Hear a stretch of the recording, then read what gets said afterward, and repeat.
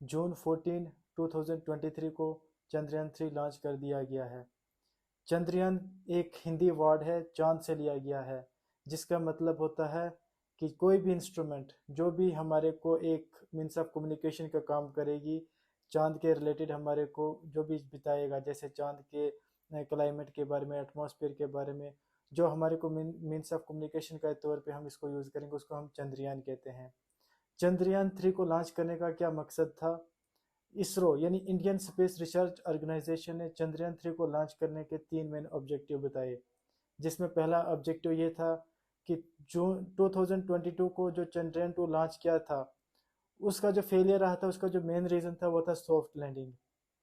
Soft landing के time Chandrayaan 2 जो है वो क्रैश हो गया था। उस सॉफ्ट लैंडिंग को सक्सेस करने के लिए चंद्रयान 3 को लॉन्च किया गया था। दूसरा इसका मेन जो ऑब्जेक्टिव है वो ये है कि इसकी जो रोवर्स लॉइटरिंग की कैपेबिलिटी, अब यहाँ पे एक वर्ड आता है रोवर्स लॉइटरिंग।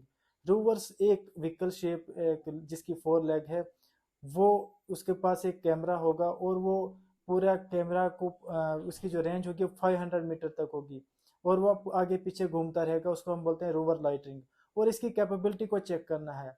और रोवर लाइटरिंग क्या काम करेगा? वो एक मीन्स ऑफ कम्युनिकेशन का काम करेगा इसरो और मोन्स के रिलेटेड। मोन्स में जो भी मोन्स के रिलेटेड जो भी इंफॉर्मेशन होगी वो रोवर्स लाइटरिंग के जरिए पहुंचेगी। तो दूसरा मकसद ये था कि रोवर्स लाइटरिंग की कैपेबिलिटी को चेक किया जाए। और तीसरा मकसद ये था कि जो हमारे जितने भी मोन्स के रिलेटेड जो भी साइंटिफिक एक्सपेरिमेंट हो, यानी हम साइंटिफिक यानी मोन्स के रिलेटेड जो भी हम इंफॉर्मेशन को जानने की कोशिश करें, जैसे कोई भी साइंटिफिक एक्सपेरिमेंट करना हो, तो उससे हमारे को अच्छी तरह जानकारी मिल सके। इसरो को, इंडियन स्पेस रिसर्च ऑर्गेनाइजेशन को, तीसरा मेन मकसद ये था। तो मेन ये 3 मकसद था इंडियन स्पेस रिसर्च ऑर्गेनाइजेशन का चंद्रयान 3 को लॉन्च करने का।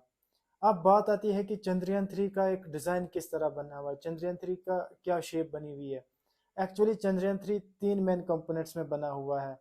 पहला इसमें आता है प्रोपोर्शन मॉड्यूल, दूसरा लैंडर और तीसरा आता है रोवर। प्रोपोर्शन मॉड्यूल एक बॉक्स लाइक स्ट्रक्चर है, जिसमें एक टॉप पे एक सोलर पैनल लगी हुई है और एक सिलेंडर लगा हुआ है, जो कि एक सेफ लैंडिंग के लिए हमारे को हेल्प करेगा। और इस प्रोपोर्शन मॉड्यूल्स में क्या कैरी होगा? लैंडर और रोवर कैरी किया हुआ होगा। ये हमारे को लैंडर और रोवर कैरी किए हुए, और 100 किलोमीटर ऑर्बिट तक लैंडर और रोवर को कैरी करता रहेगा प्रोपोर्शन मॉड्यूल्स। और इस प्रोपोर्शन मॉड्यूल के साथ एक चीज और क्या होगी? Spectro habitable planet earth. इससे क्या हमें ये फायदा होगा इसरो को? इससे अर्थ और मून्स के रिलेटेड जो भी डिस्टेंस ट्रेवल करेगा चंद्रयान 3 वो मेजर किया जाएगा। ये आ गया हमारे पास प्रोपोर्शन मॉड्यूल्स, जो पहला कंपोनेंट है उसका ये काम है। दूसरा जो आता है वो हमारे पास आता है लैंडर। लैंडर का काम ये होता है कि सॉफ्ट लैंडिंग करना। जब चंद्रयान 2 में जब लैंडिंग जो है वो सॉफ्ट लैंडिंग नहीं हुई थी, इस बार जो है चंद्रयान 3 में लैंडर जो है उसका मेन मकसद ये होगा कि सॉफ्ट लैंडिंग की लैंडिंग करते टाइम जो है कोई क्रैश ना हो जाए। तो सॉफ्ट लैंडिंग लैंडर का काम होगा सॉफ्ट। और लैंडर को है, लैंडर एक 4 लेग शेप्ड व्हील टाइप है। और लैंडर को लैंडिंग करते टाइम 3 चीज़ों का ध्यान रखना होगा। पहली चीज़ उसमें यह है कि चंद्रा सरफेस थर्मोफिजिकल एक्सपेरिमेंट, यानी चांद का यानी मोन्स का यानी लोनर का जो सरफेस है उसका टेम्परेचर कितना क्या है वो नोट करना होगा। दूसरा क्या चीज़ लैंडर को नोट करनी होगी? इन instrument for lunar seismic activity के क्लाइमेट यानी लोनर सरफेस का सिस्मिक एक्टिविटी क्या है वो भी नोट करनी होगी। और तीसरी क्या चीज़ लैंडर को करनी होगी? लैगमियर प्रोब्स, यानी जो हमारा लोनर सरफेस है उसकी प्लाज्मा डेंसिटी क्या है उसको भी नोट करना होगा। तो लैंडिंग करते टाइम जो है लैंडर को इन 3 चीज़ों का खास ख्याल रखना, और उसके बाद फिर जो है वो लैंडिंग करनी है। और जो मेन कंपोनेंट आता है इसमें वो अब आता है रोवर्स।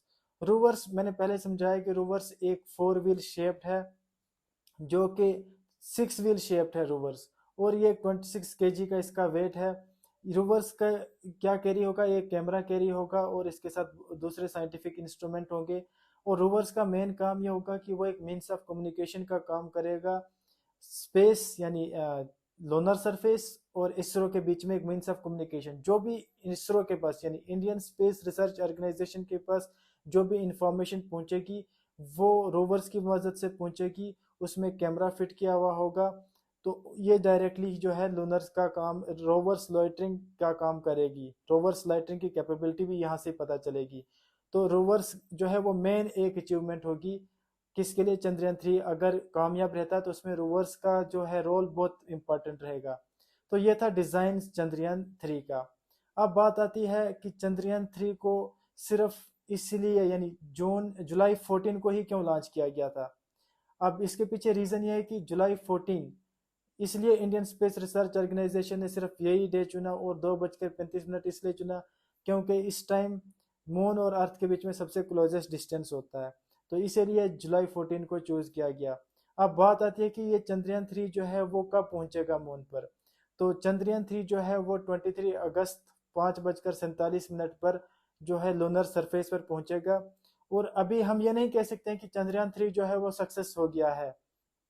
हमें इसके बारे में 23 अगस्त 5:47 को पूरी कंप्लीट इंफॉर्मेशन पहुंच जाएगी कि हमारा जो चंद्रयान 3 है वो सक्सेस हो गया। और अगर ये सक्सेस हो जाता है चंद्रयान 3, तो ये ऑस्ट्रेलिया जापान के बाद तीसरी हमारी कंट्री होगी जो चंद्रयान 3 को, जो अपनी एक सैटेलाइट यानी रिले सैटेलाइट कम्युनिकेशन, इसको बोलते हैं रिले सैटेलाइट, जो काम करती है means of communication lunar surface और ग्राउंड्स के बीच में, जो यानी ग्राउंड में जो ISRO ISRO Indian Space Research Organisation के बीच में मीन्स ऑफ कम्युनिकेशन का काम जो करेगी वो ये करेगी, चंद्रयान 3 करेगी।